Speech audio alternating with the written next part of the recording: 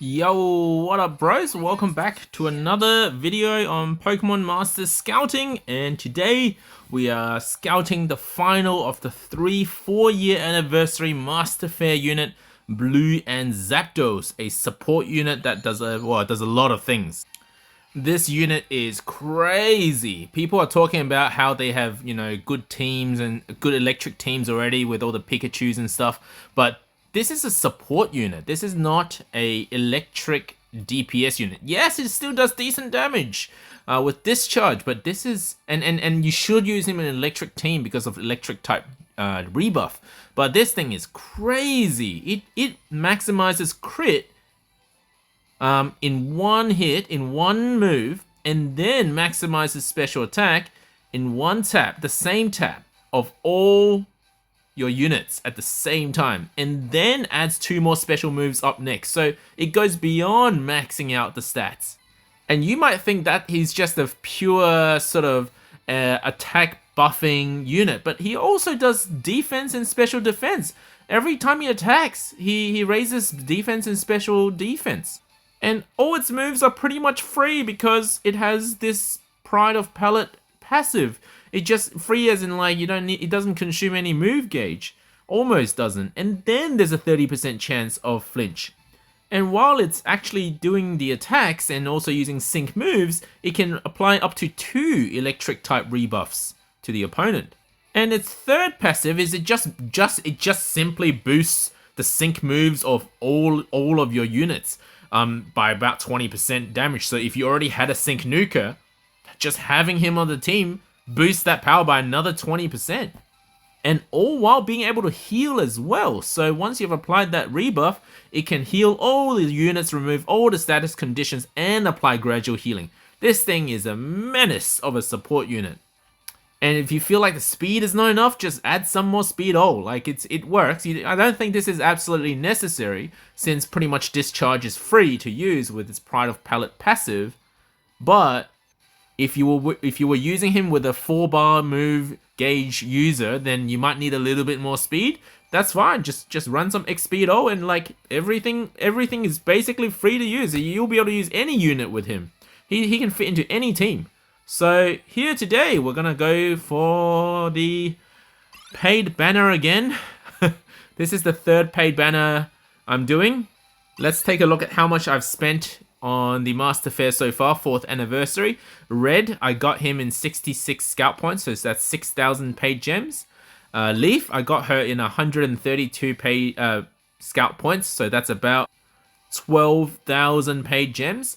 And I feel like the game's got me now. They're gonna make me go to scout. I think I got really lucky with those two, so I have a bad feeling about this. And the reason why I'm going for the paid gems banner is only because of this roll cake. Otherwise, I would have gone for the regular banner and saved my paid gems. Alright, here we go. Blue and Zapdos. We're gonna do the sync grid at the end of the video, so you guys are welcome to check that out. I'll do some recommendations for you guys. We've got the Sandstorm Girl.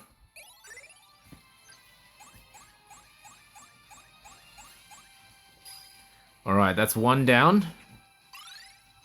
I don't mind doing 5 times of these multis because the presence is better than nothing.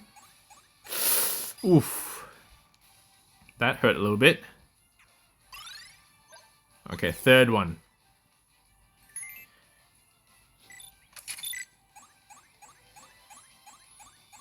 Bruh. Okay. Wait. On a Master Fair banner? Not even a 4-star ticket? What?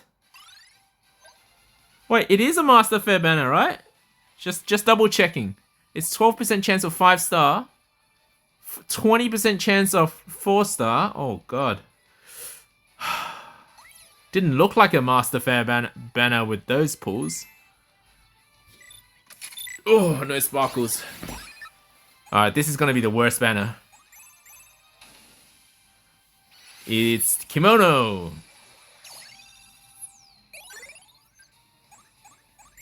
Come on, one day you can try and take us down. Yes! Yes! Let's go, Blue! Blue and Zapdos obtained. I didn't have to take it to Scout at all. During this Master Fair, 132, same as Leaf.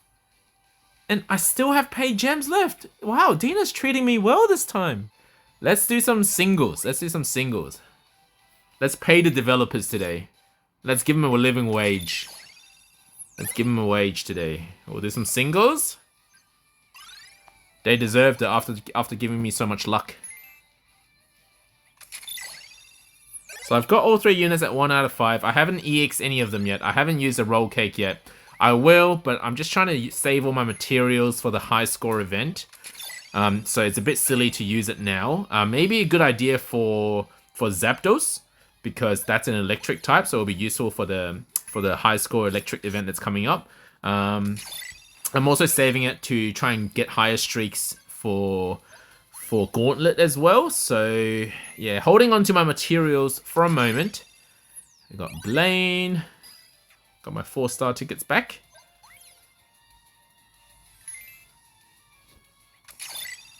Let me know how you guys went with the Master Fair banners. You can leave a comment in the comments section below if you got lucky or you got absolutely shafted. I can't imagine if I had to go to Scout for all 3 banners, how much I would have had to spend on this game. I'm still missing the Buffalant. Still need that. And that's it. Let's go check out his sync grid. Now, Zapdos is really interesting because its EX role is a striker role, and in some of its grid nodes, it can actually boost damage. It can be set up to do damage, or it can be set up as a pure support type. So let's have a look at this grid here, which is pretty much a pure support type. Again, this is a generalist support grid with impervious, meaning that no stats can ever be lowered for Zapdos. Really useful for a lot of niche stages, and I mean a lot of them. Vigilance just saves a slot on that lucky skill. Always useful for a support to have Vigilance. That means you could potentially give it healthy healing, or like something that reduces, like a defense crush or something on this lucky skill instead of using Vigilance. We've got Synchro Healing, which means that when you sync, you will heal 20% of all allied sync pairs every time he syncs. So not just the first time. Quick Cure just happens to be there on the way to getting Synchro Healing. Unflappable just happens to be there to the way getting Impervious. And then it also takes less damage in electric terrain. Now the problem with Zapdos is it doesn't set up electric terrain, so this grid is a generalist support, hoping that you would run electric terrain in an electric team. Alternatively, if we're going for a support type that is a little bit more aggressive, with this grid, we've got Team Sync Think. So after using Sync Move, all your allied sync pairs will get Special Move up next. Only happens once per battle. But you'd think that with Zapdos being able to heal, buff defense, buff attacks, and buff crit, you couldn't maybe do too much debuffing, but it does. It does. In fact, with first S move on opponent defense down, special defense down 2, such a long name for a node. This will allow you to, after sync, only once, reduce the opponent's defense and special defense, allowing your team to do even more damage. So damage output multiplied further by this. This is another debuffing option. So you'd think that Zapdos being a support unit with an EX Striker role, maybe it's not much of a technical unit, but it is. It has Discharge and Overwhelm and Discharge Satisfied Snicker, which will reduce the opponent's attack every time it hits, and special attack every time it hits. With Hostile Environment, just pretty much guarantees, well, not guarantees, but has a very high chance of triggering paralysis. So this is another option for a grid. What I've done here is I've also put in Initial Guard down here. Initial Guard meaning the first hit doesn't do any damage. Usually the first hit in any battle isn't that powerful anyway, so this is only optional. You can take this away and put something else on, it doesn't really matter. So, what about for legendary arena or legendary solos? This is a viable grid, maybe. I haven't used them yet, but it depends on which legendary you're up against. But with Furious Brain, the more the special attack is raised, the more powerful the moves, so it multiplies the power of discharge. So that's really powerful to have, especially as a solo. If you're just using Zapdos against a legendary trying to clear a legendary gauntlet streak or something like that, along with Brain Power, which does the same thing but on sync moves, so that all its moves get a bit multiplied in terms of the damage. So this is a viable grid for soloists. And with hostile environment, good for stages like Uxie, just to make sure that paralysis procs, but that is only optional. So if we take that away, and I notice how costly it is to go down this pathway, we could alternatively go top left, something like this, and all of a sudden Zapdos can do status change and status condition, so paralysis from discharge, but also with Gobsmack it can leave the target confused. So again, viable in some legendary arena stages where you might need either status change or a status condition, so viable to use it this way as well. So all in all, this is in terms of all the units I've done sync grids for, I think Zapdos is the most variable in terms of how you can use it. And in terms of, well, actually the whole grid is useful in some sense. You're gonna need to like make 4 grids for Zapdos and just play by the situation.